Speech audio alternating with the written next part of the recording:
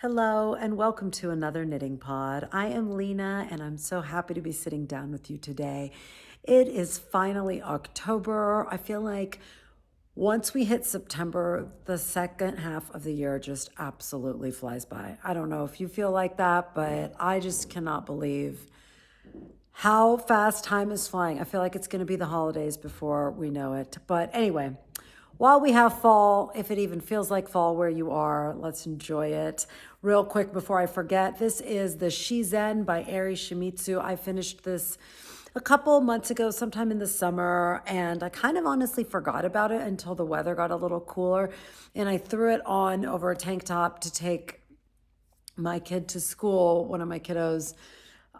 It's As a side note, it's just crazy now because he drives to school and I sit in the passenger seat, and what a turnaround that feels like. But anyway, I grabbed this and I forgot how much I love it. Is it perfect? It is not perfect. But it doesn't matter to me. I feel like my hand knits just bring me so much joy.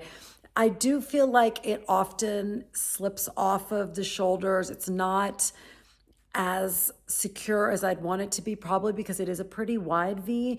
Also, because of the way I knit, this weird elongated stitch, I don't know if you can see it right here.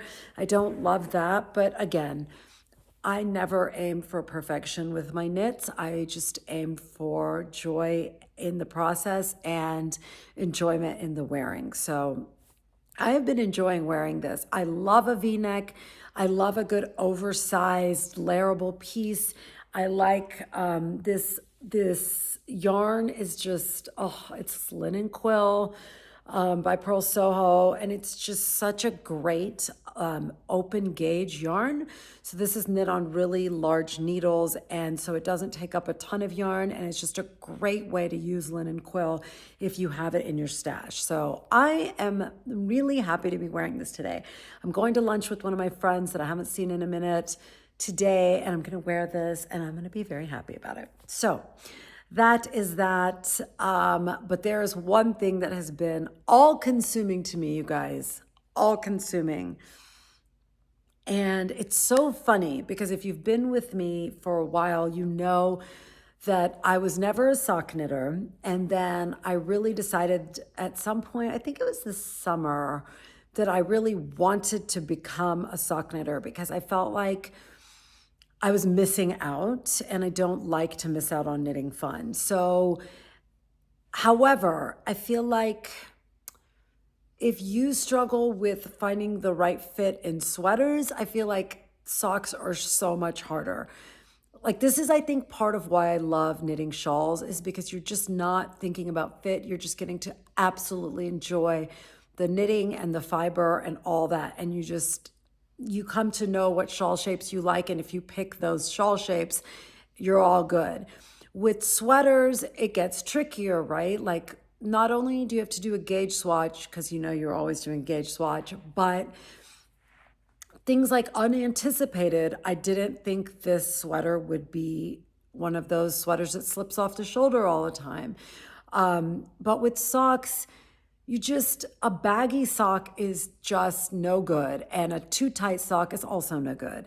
So the process for me was just always kind of getting in the mindset that I was going to have to make a lot of socks and experiment in order to figure out what worked for me, and accepting that and not seeing it as a waste. Because a lot of times if something comes out that doesn't fit perfectly, I feel like it was a waste of time. And I kind of shifted that point of view, and now I'm kind of having more fun in the process. Now, this most recent surge in my sock obsession came because my daughter has now started playing club volleyball. So if you know and you've watched, you know my son plays a lot of club basketball. So there's always been a lot of sitting in the stands of basketball. Well, last weekend was her first volleyball tournament, and I did not realize, I don't know if it's always the case, but I think it might be because so many people had their own folding camping chairs. And we did not. We were rookies and we thought there would be stands, but there's no stands. There's just court after court filling the whole gym. So you either have to bring your own chair or you stand or sit on the ground. So we were alternating for these many, many hours between standing and sitting on the ground. And I did not know what to bring to knit. And the one thing that mindless knitting that I'm working on right now that I haven't gotten to share with you, so I'm going to take a little detour from the sock conversation to show you this project. This, I am honestly thinking I don't remember oh great, and I'm in the middle of a row. Great planning that I had here. But what is happening here? It's like the yarn is all tangled up. Sorry, y'all, I'm a hot mess. This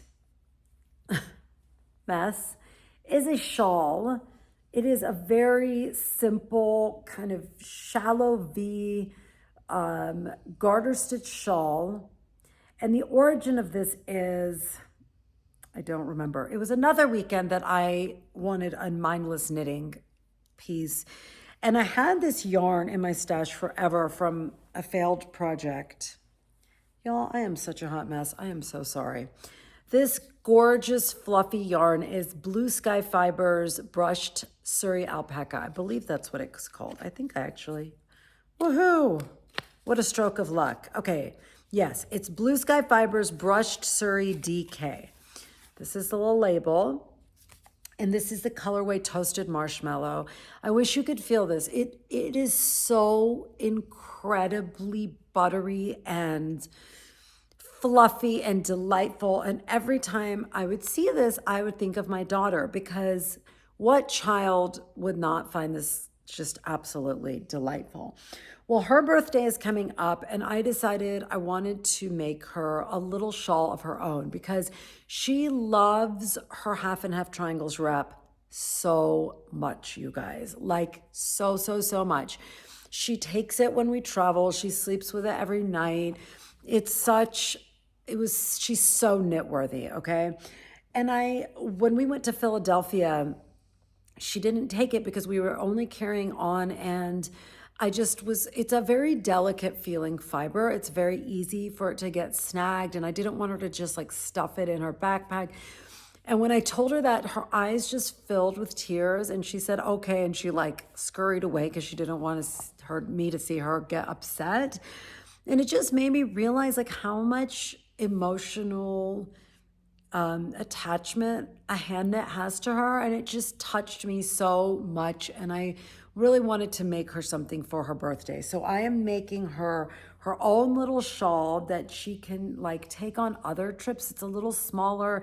This fiber is it's DK weight. It just does not feel as delicate. Now, I truly cannot remember what this pattern is called. All I know is it is a free pattern. I'll put the name right now, unless my computer's acting weird and I'm not able to. Otherwise, I'll put it in the show notes. It's by Lamb and Kid Fibers, and I want to say it's called like the Weekend Away or something like that. It's a free pattern. It's really simple, garter stitch, and I am just enjoying it so much. I really think if you need a quick gift knit for someone that you love, like, I don't know. I think shawls are a great gift. Even if you think like, I wouldn't wear that. It's not the wearing, it's like a cozy just hug from you to the person you're giving it to. That was my intention with this. But back to the volleyball tournament. I did not want to take this to knit on because I'm trying to keep this a surprise from her. So I did not want to be knitting this because she will 100% be like, what are you doing? What's that? What are you knitting? Who's that for? My son, on the other hand, would be clueless. But so in the morning, I was a real hectic rush. I decided I don't have a sock going. Let me just grab my needles and a bowl of sock yarn, and I'll deal with it when I get there. I have had this sock yarn in my stash for years. Years ago, I wanted to knit my husband a pair of socks, and I bought this yarn at one of my local yarn shops. It's actually a sock yarn with cashmere in it, so it's very luxe. I tried to cast this on back when I got the yarn, but I was doing the DRK everyday sock, and it is toe up, and I just could not get the toe right. And I got so frustrated after many tries that I just ripped it out and never thought of it again. And then now my husband has all these foot problems and can't really wear normal socks. So I never knit it for him. But I'd always felt guilty that I had this very, pricier yarn, not very pricey, I'm sure. I can't remember how much it was. I can't remember the brand or anything. But I thought, let me just use it because I'm practicing my sock yarn. And I grabbed this little bag that my friend Jessica made for me. It's so cute. It's one of those adorable bags where you slip the thing like this and you see all the cool girls knitting with like the bag on their wrist and the yarn coming out, and it's always so cute, and I've never understood it. I've never thought I was a walking knitter. But turns out this is absolutely genius. And while the tournament was going on, I cast on and completed an entire sock cuff and started the body. And I was just thinking, this is like my dream for myself with sock knitting, is that you don't need anything. You don't need a pattern. You just need a beautiful skein of yarn, which amongst us doesn't have tons of sock yarn in their stash. And you know the stitch count, you know how to make the sock cuff to toe without looking. And I just find that so, I don't know why that makes me so happy, because it's like I can take care of myself without any need to have a pattern, or because truly knitting is taking care of myself. Like I cannot exist. I don't know if this is good or bad, but I cannot just sit there. I cannot stand just scrolling on my phone. I just think it's one of the worst things. Like you look around these tournaments and you see a sea of people just staring at their phones, scrolling, and it just makes no sense to me.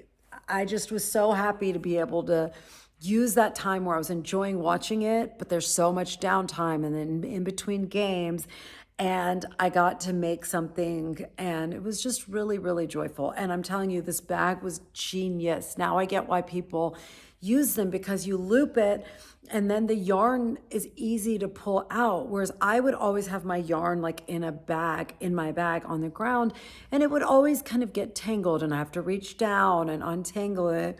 This just made it so easy to stand and knit, and there wasn't like a big strand of yarn to get tangled in anything. So I have been obsessively knitting this sock. I already turned the heel. And again, I'm really, really practicing doing the heel.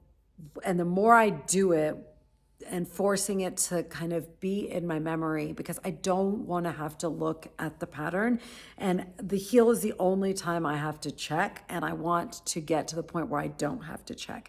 And this shadow wrap heel is just 100% my heel. It fits beautifully. It's so easy to do. You never have to pick up stitches. You just do it and then you keep going in the round, and it's so, so easy. Also, I think this timeline looks really good. Like, look how seamless and gorgeous. There's no holes, there's no gaps. The last one I did, I felt like there was a little more gapping. So anyway, I'm very happy with this sock. I am trying to complete this sock quickly because of the next thing I want to tell you about. But I have to say one thing before we go to the next thing. Sometimes there's so many things in my head that I want to say that I'm both talking and trying to organize the thoughts in my head at the same time. So I apologize if that's annoying and I come across like zigzagging from topic to topic. But the queen of socks, we all know, there's a couple of queens of socks, but the one that has my heart for obvious reasons is Summer Lee, because she knits these beautifully bright, graphic, just sparkly socks. I mean, truly, truly, her socks give me that feeling, right? The feeling of why I knit to begin with. Just looking at her socks give me that feeling. So I started listening to her podcast again And one of the podcasts she did was like 5 tips to make you a better sock knitter.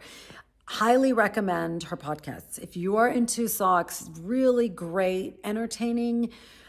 She does a good job of kind of keeping it moving and giving you really helpful tips. And one thing she said was she, like, if you're a loose knitter, she's found you get about 7 to 8 stitches per inch from your sock, like once it's been blocked. And if you're on the looser side, which I 100% am, you're like 9 to 10. What? No, wait, that's wrong. The opposite. If you're the tighter knitter, you got 9 to 10. If you're the looser knitter, you got 7 to 8. And I was at about 8. And she says to really kind of try to focus on pulling the yarn tighter and tightening up your tension. Not only will that make your socks look neater, but it lets them live longer because it's a denser fabric, so it withstands wear better.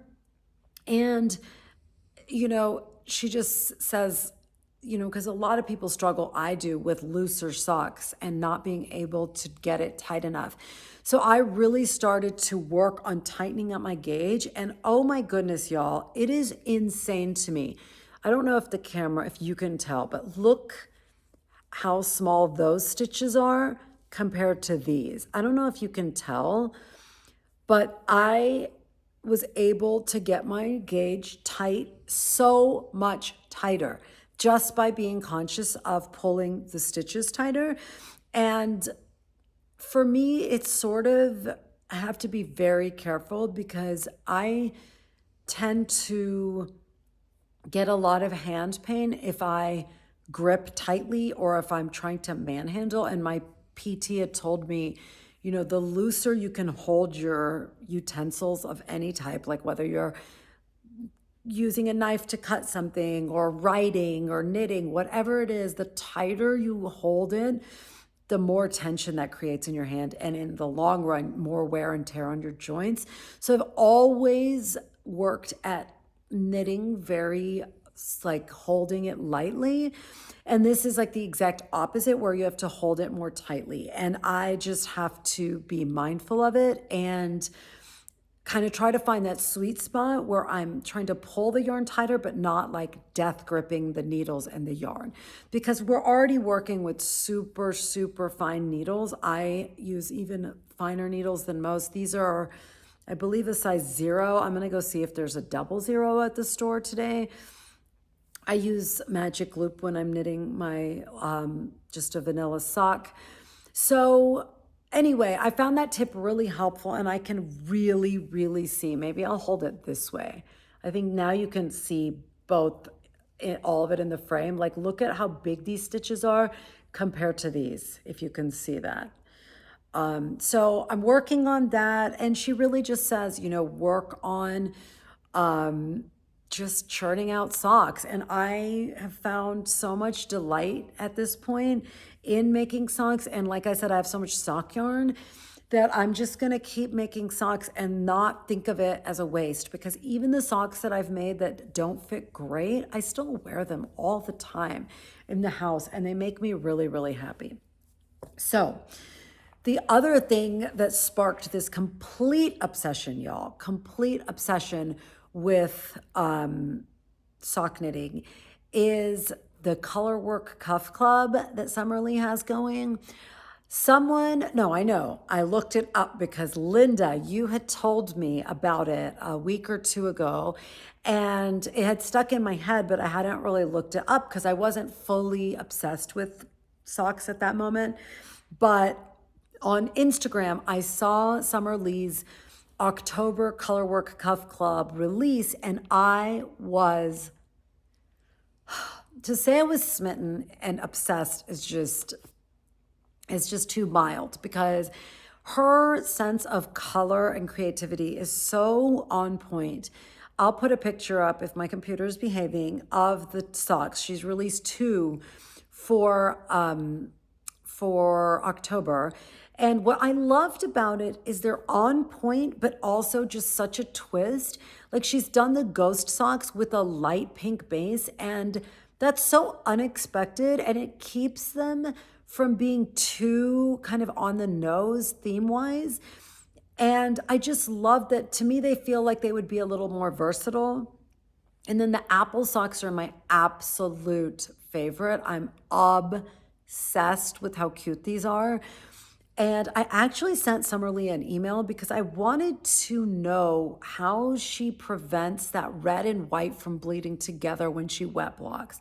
I don't know if you guys remember when I made that beautiful light gray sock with the colorwork cuff and the colorwork toe, and the fuchsia bled and ruined the sock. I still wear them, but it just makes me sad every time I see them. And I think like what I would attempt to do is put like 50 color catchers in the water and maybe only use cool water instead of hot water. But I wanted to know her tips and tricks. So let's see if she responds or addresses it at any point, because that red and white contrast is just so crisp and clean, and I have to make something like that. But I don't want all my work to go to waste with more bleeding. So anyway, the ghost socks, I showed my daughter and she wanted a pair. So I'm going to knit her a pair. So I'm trying, if you can believe this, my 10-year-old daughter wears a size 9.5 in women's shoes. It's absolutely bonkers. I also have an enormous foot. After having my babies, my shoe size is 11. So I don't know. We're short, or I'm short with giant feet. It's a very strange genetic anomaly, I suppose, that I have passed on. So she and I actually have very close feet. So it's not like I have to knit very differently for her. I think I just want to make sure like this one fits her really well. And it's a little on the looser side for me, but it fits well for her. So I think I'm going to use the same formula I used for this. And then the color work is only here, and then it's just a vanilla sock. So I am really excited about that. I borrowed Jessica's shorty set, the Chowgu shorties. I have the US 4 to 8, and she has the baby ones. And Summerlee suggests that for the color work, it's the easiest to use the shorties rather than magic loop, because it is really challenging to catch floats and manage all that when you're using magic loop. So that, you guys, is my current obsession. And I finally caved and bought Summerlee's sock project book.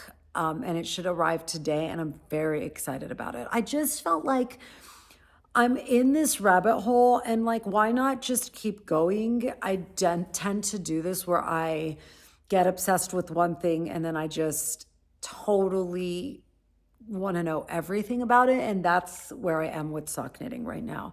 I really, really found so much joy, like I said, in being able to grab a ball and some needles and just knit freely. And I love that feeling. And I want to go, like, my hashtag life goals is being able to know everyone in my family, their foot proportions, and be able to make them something. Like, my son loves wearing, like, he's not going to wear hand knit socks to school. Like, I'm not even going to push that. That's a little too far. But he wants a pair of hand knit socks for the winter to wear around the house.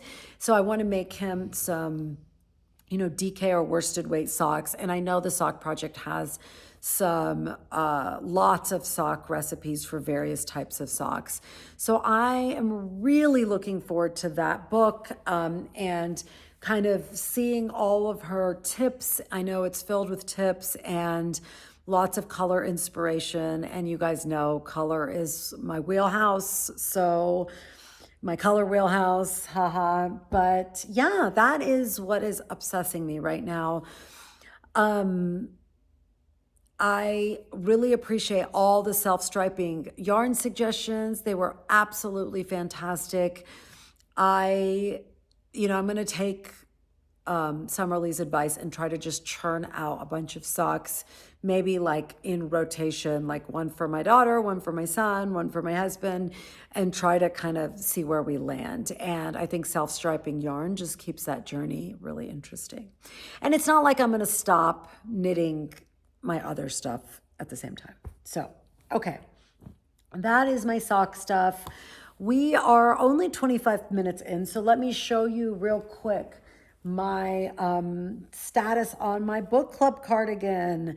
You guys, I am zooming through this bad boy. I am so glad I cast the second sleeve on right after the first sleeve. So here it is. It's kind of hard to show just because it is such an oversized garment. I showed you guys my very long oversized cardigan last week. This is the first sleeve, and I am on the very last diamond of the second sleeve. So now I only have half a diamond left. So I could literally finish this sleeve today. And I have a fantastic motivation on the horizon because we are going to the mountains for a fall break in camp. It's in 2 weeks. So not next weekend. So today's Friday, not next weekend, but the week after. On Friday, we're going to the mountains, and I have to have this done. Like, if you guys could only understand, ever since I started knitting garments, I have been on the hunt for the perfect hand knit cardigan. I have so many cardigans that I have knit.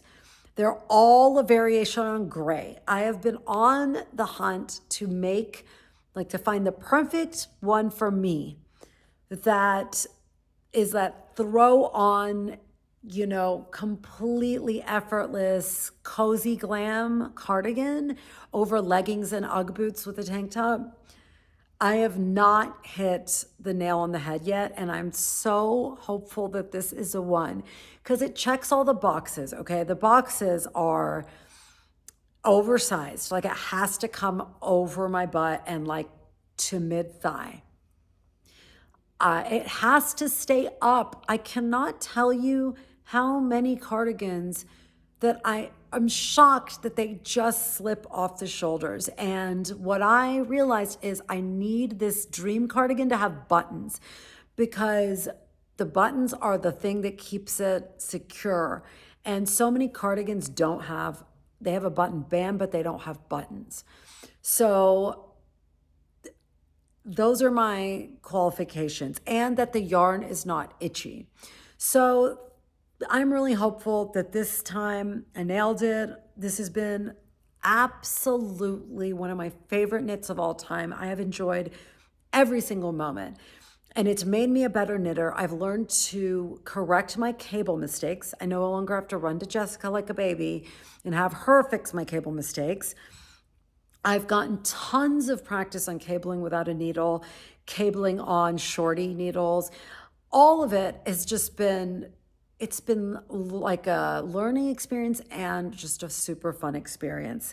Now, I am slightly nervous about the collar, the button band, and not only because I hate picking up stitches for a button band, but it's a methodology I have never done, and I'm really curious what it's going to be like. I think it's going to be very interesting. It is, I don't know. Why don't we talk about the button band next time I do it? Because I've never done this method of buttonholes or the button band, but it looks so beautiful that I'm really excited about it. One thing I am slightly concerned about is she has the buttons starting really high, so almost like right here at the sternum, and I want my buttons to start a lot lower. I want the open of the V to be deeper. But the way the cardigan is constructed is there's like a coming in and then going down in the front panels that's already there. So I wonder if it'll look weird if the cardigan is slightly like that, but I don't have a button at the very top. Does that make sense? I don't know if that makes sense. I was scared to mess with it. Let me see if I can see it. I don't actually see it when I hold it up. Let me hold it up for y'all. I don't know if you can, I don't think you can actually see where it's coming in. Maybe it's not coming in that much. I don't know if you can see anything when I hold it like that, but it looks fairly straight, right? I don't know. Maybe once I once it's done, once I'm done with the sleeves, I'm gonna lay it out and really try to figure it out, because you do have to mark the buttonholes early so you know where to put them, blah, blah, blah. But I am hell bent on finishing this bad boy by the time we go to Breck, because I want to wear it and I want it to be perfect. I hope my expectations aren't too high, but this has been such a labor of love. And honestly, I thought it was going to take way longer than it has. It's just been a knit that I have a hard time putting down, especially once I got to the body. I loved the cabling and it was just so much fun. I tell you, cabling just, it's magical. For the bazillionth time, real quick, this is Cascade 220 in the colorway Copper Heather. And I just had to get another ball. Luckily, my local yarn shop that's like walking distance carries it. So I just popped over and grabbed one more ball. I'm hoping that gets me through the rest of the sleeve and the collar, because I really hate when you have to bust into one more ball and just like use a little. That's how our stashes just grow and grow and grow, and it makes me a little bit crazy. But the good thing about stash yarn is you can find sometimes once in a while like that perfect project like this one that's going to be just so lovely. And what I love about this, by the way, not to go back to this, but just for 1 second, I just love this neutral. It's such a gorgeous color. It's a really lovely, cool beige that's really unusual. And I feel like she's turning 11 in November, and I feel like this is a timeless piece. Like, I really am resistant to, I'm a very selfish knitter, and I'm resistant to knitting things for my children that don't have a lifespan. I just don't want to spend my precious limited knitting time on something that she's going to outgrow and her taste is going to outgrow. This is something that I feel like forever she can use because it's classic. And like now that she's getting older, she's developing kind of a sensibility that I think is also more classic. And if you want to punch up your outfits, let's do it with things that are kind of easy and disposable, not like things that take a lot of labor. So if you're going to knit things for your children, try to make them classic and try to pick things they can use for a long time. Those are my hot tips. Okay, well, that was all the knitting content I had for today. I will share other things with you guys next week. It's always just, there's too many things on the table every week for me to knit, to share everything. But this week, I'm not even kidding, socks have kept me up at night. It's like what I think about in the morning when I wake up. It's so funny. You know, we saw some friends last weekend that we hadn't seen in a while. We were chatting about just life, and this friend is really, really, successful in his career and just incredibly smart and talented and sweet, and just, I love him so much. And he was saying how he wishes, like he's jealous how much I love knitting, and like how obsessed, because I always call myself yarn heart, because I just truly, that's like all I think about is yarn. And I was thinking when he said, I just wish I had something like that. And I was thinking, yeah, we are so, so lucky, because I just think, like when your life has a passion, something you're just absolutely passionate about, not because, it results in something for you. It's just truly the endeavor is so joyful. I think we are the lucky ones. It makes life 1,000 times more fun. And it's just funny to think of someone who, to me, has like such a great career and has so many things, thinking like, oh, that's something that's missing in my life. And it's one of the few things you can't force. Do you know what I mean? Like you either have passion for something or you don't. And the only way to get it, and I was telling him this, I was like, you should just go do a bunch of stuff. Like he wanted to take a ceramics class and a pottery class. And that's how you do find passion, is by doing things you've never done before, because that's the only way you're exposed to new things. And even when it's hard at first, passion can develop through that commitment to the process. So anyway, off topic, but I always feel so lucky to be a knitter. Moving out of the knitting world into shows and books, I have two that I really want to share with you. A book that I finished a couple weeks ago now that I forgot to mention. This year, I had a goal of not forgetting books I read. I'm always really bad about remembering what books I read. So this year I was determined to have a Word document where I wrote every book I read and my quick thoughts on it when I finished it. And I've been so good about it until a couple weeks ago. I don't know what happened, but I forgot. So I didn't write this book down, and therefore I forgot to tell you about it. So then I went back and I made sure and added it in because it's such a good read. So wholly unexpected, you guys.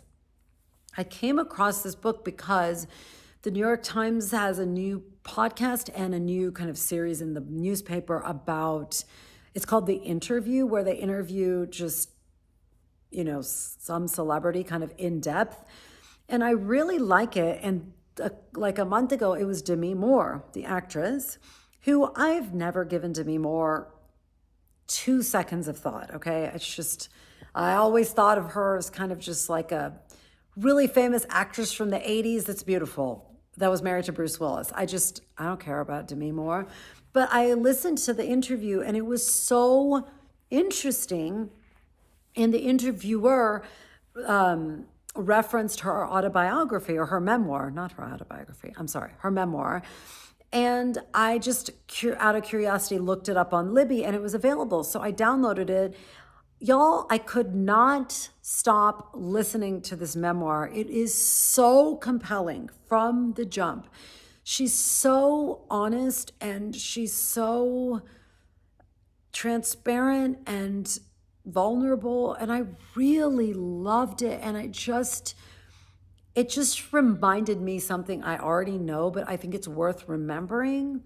Sometimes I think we have this inclination to look at famous people that look like they're just so beautiful and rich, and we just think like they have it all and they're going to be super happy. And listening to this memoir, just all the struggle and living the life that she has in the public eye, oh my God, I would not want that life for anything. I would not switch places with her for $1 million, because man, what a struggle. And the price of that level of beauty is so high. And it's just, when you're put on a pedestal for your looks, I just can't even imagine the self-objectification that your only value is clinging to this external validation. And it just seems like the third circle of hell to me. I do not envy her, but it is a fantastic read. I thought she was much more reflective and intelligent than I would have ever thought. So if you're so inclined, and if you can get it on Libby for free from the library, very, very highly recommended. Probably my favorite celebrity memoir that I've ever read, and that is really high praise, because I've read some that have had a lot of hype, and this one had no hype, and at least not anywhere I had heard, and I really, really enjoyed it. So go get Demi Moore's memoir. I think it's called Inside Out, which kind of made me giggle because of the Pixar movie, or whoever made Inside Out, the cartoon, but a very different version of Inside Out. And as far as shows, we stumbled upon a show that I really love, that I really don't think we would have watched because it didn't look appealing, but I kept hearing advertisements for it on podcasts I was listening to. It's called The Old Man, and it is done by FX, but it's streaming on Hulu. We're on season 1. I think we're only on episode 2. It is excellent. I mean, I am so into it, and I don't think I would have picked it because it looks very My husband calls it dusty. He's like, oh, you don't like dusty shows. It's when it's kind of apocalyptic and dry and dusty and everybody looks dirty and their hair is really long. Like, ugh, I thought it's not my kind of show. So I would not have been drawn to this because the main character is, wait for it, an old man who looks very kind of unkempt. And within the first like 5 minutes, I fell in love with this character and I'm so obsessed. I forgot the actor's name. What's his name? He's a very famous actor. Jeff Bridges? Is that right? I don't know. Anyway, the old man on Hulu or FX, really, really good. And the thing that just put it over the edge for me is that he has these two Rottweilers, and they are the cutest part. Like they are so freaking adorable, and it just makes me want to hug my dogs because they're so sweet and loyal and too cute. There's just one scene and they're just staring at the camera and it's adorable. Anyway, so if you love TV, good TV shows like we do, The Old Man is excellent so far. I think it has 2 seasons and there's cute dogs to boot. So there's that. I think that's all. Oh, I did finish another book called The Life Impossible by Matt Haig, the same author that wrote Midnight Library. I was a little disappointed. I'm not going to lie. I feel like it was very heavy-handed, and I think Matt Haig can be a little preachy in his books. Like, he like assumes the reader cannot put 2 and 2 together about what he's trying to say. It's like sometimes he just will come out and say it over and over in a very pedantic kind of way. And sometimes I'm just like, we get it. Like, it almost feels like a self-help fiction than like actual literary fiction. And that just got kind of annoying to me. And it was very long and kind of dragged out. And I just felt like he was kind of bashing it over everybody's head. So I wasn't a huge fan. I thought The Midnight Library, he does that a little bit in that book too, but it's just a better book. So I can't say I would recommend The Life Impossible. So if you haven't gotten it, I don't think there's any need to get it. I am reading right now, I'm having like a little mini book club with one of my good friends from Dallas. We are reading Sally Rooney's Intermezzo. And if you are into fiction, you don't have to be told that that was a very highly anticipated release for the fall. And it is really, really good. It is very heavy, and she has a way, it's like the exact opposite of Matt Haig. She has a way of storytelling that is very minimal and very impactful. I think there's like a direct relation between how minimally she writes and how much that writing impacts the reader. She just does it really well. So I feel like she has created an atmosphere that it just feels like you know exactly what she's trying to communicate, and it's just beautifully done. But I do feel like I'm gonna have to read it in small bits. The main characters are 2 brothers, and I have a very sweet spot, tender spot in my heart for like young men who are emotionally lost. That's like really gets to me. I don't know. I'm just such a mama bear at heart, and I just want to like, I feel like if we could just like emotionally tend to our men better, then maybe the world wouldn't feel so off kilter and they wouldn't feel so drawn to destruction. I don't know.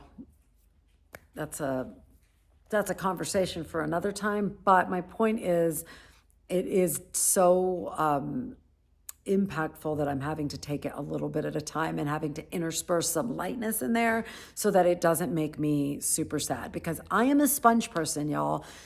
I will absorb people's emotions so thoroughly. I have to really kind of protect myself against that because I don't like being sad. but I can easily get sad. So anyway, that is my book and show rundown for this week. If you need some entertainment this weekend, I hope that cuts it. All right, y'all. I am off to have lunch with my friend on this beautiful Friday. I'm very excited about my weekend. There's just not that much planned, and I am really happy about it. I want to work on the socks. So that's your glamorous friend's life. Weekend of sock knitting. All right, whatever you have on tap for the weekend, I hope it's a fantastic one, and I will see you again next week. Have a good one, y'all. Bye.